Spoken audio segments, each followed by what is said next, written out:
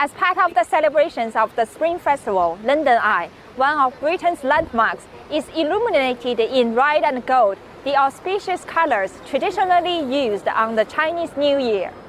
In the drizzle, people stopped by the iconic Ferris wheel on the south bank of the River Thames to witness the change of lights for the Spring Festival celebrations.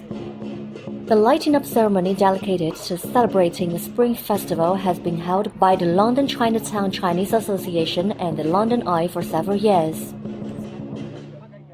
You know, for the last 5 years, we have been lighting up the London Eye for Chinese New Year. And to have a special year like this, where it's the year of the dragon, makes it all that more special. It means loyalty, a drive forward, and an active pursuit of something wonderful. In the evening, eye-catching performances were staged under the London Eye.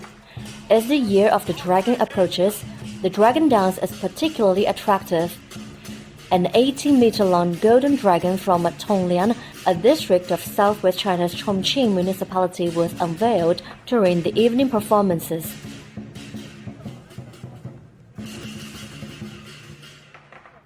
It's the year of the dragon, right? Yeah. It's like phenomenal. It's just stunning. What a performance. The opportunity to see dragon and lion dancers here in front of the London Eye will be a memory I will not soon forget. They were energetic and brought life and really signify the beauty and grace of a lunar Chinese New Year.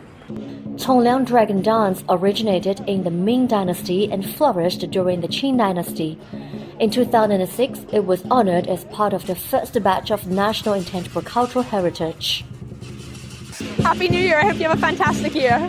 For this year, I wish you the best of love, luck, and prosperity. This is a year of a dragon, and I hope that all the meaning and purpose that you're looking for in life is delivered.